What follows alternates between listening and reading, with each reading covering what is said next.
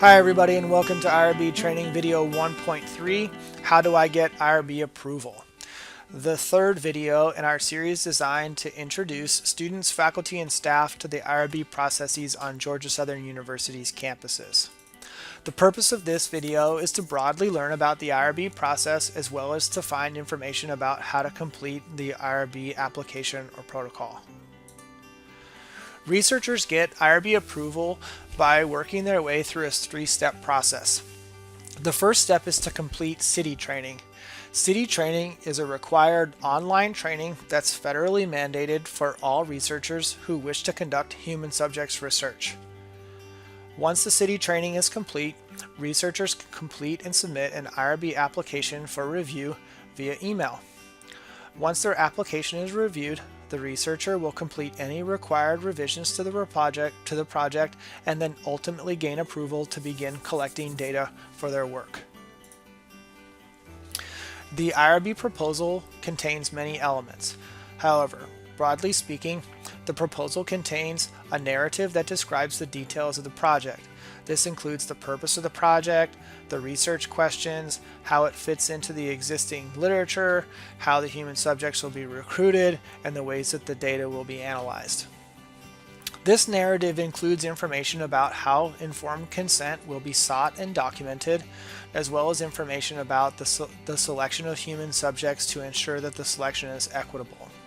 The narrative also contains an evaluation or an assessment of the risks and benefits associated with the project. This assessment should ensure that the risks to the subjects are minimized and that the risks to the subjects are reasonable in relation to the anticipated benefits. The approval of any research project hinges upon the notion that the anticipated benefits of the project outweigh any possible risks. IRB proposals are submitted to the Office of Research Integrity on campus. ORI is responsible for reviewing all IRB applications.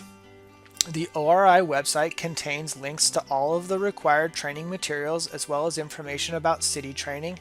It also contains all of the required forms for all three of the categories of review: exempt, expedited, and full board. It also contains checklists and process flowcharts that researchers can use to ensure that they've engaged in the process accurately and that all of their materials are complete. Here is a link to the Georgia Southern ORI. You can see that the website contains a lot of information that's useful to researchers. For example, if the researcher hovers over the IRB tab, they can find information about how to check on the status of their IRB, all of the various forms, links to the training, and then information about the IRB, including members, frequently asked questions, and so on and so forth. So, for example, if the researcher navigates to the IRB Forms website, they find on the right side of the panel information about full board review, expedited review, exempt review, as well as a lot of other information that will be useful to them as they engage in the process.